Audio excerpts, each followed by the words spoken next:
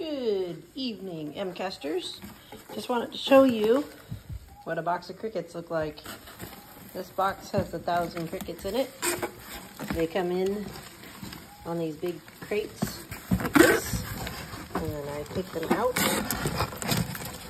This goes this out of the box, and then typically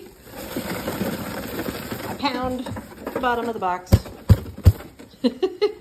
Here, if I can, I'll pound the box while I get the rest of this cricket out of here. All right, we got them all out of the box here. I get one of these once a week for all my creatures that eat crickets. And in the bottom of the box, you know, it's a good box of crickets when you don't get a whole lot of dead ones.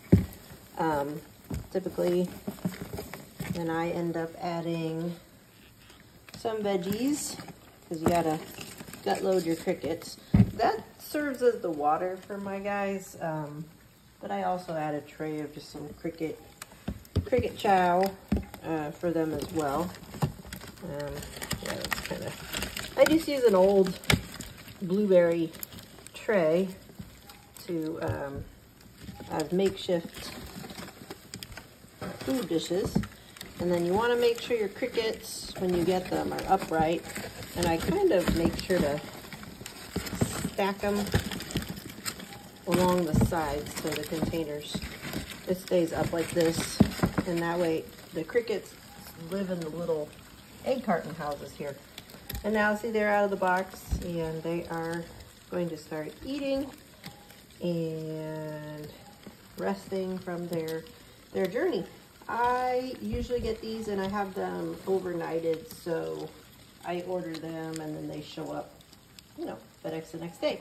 I pay the extra fee because with the weather, you really can't risk your crickets will end up roasting if it's too hot or freezing if it's too cold during certain times of the year.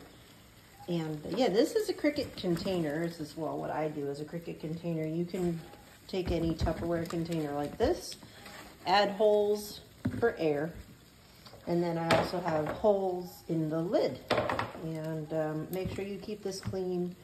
If you have a ton of dead crickets, make sure you clean it out and get rid of the dead, because dead crickets release a gas, and that also ends up killing your other crickets. So it's pretty much like they're killing each other slowly by releasing toxic fumes from their dead bodies. So you want to make sure that they keep, you know, that you keep them clean so you can get the most out of your crickets when you bring them home.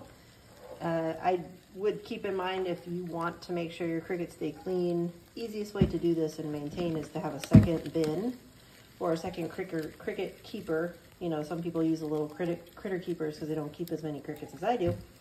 Have a backup, so you got one clean one to just put your crickets in, clean out that other bin, and then just make sure you can cycle them this way so you keep them always clean.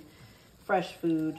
You can use the cricket gel for water if you want, but you know, this makes a nice, the veggies, the salad mix makes a great water instead of having to buy the expensive cricket food and gels. Just feed them the fresh stuff that you would eat. Fresh salad mix, fresh, and it does. It provides the water, and this is a lot easier than that goo. It's a lot easier to clean up.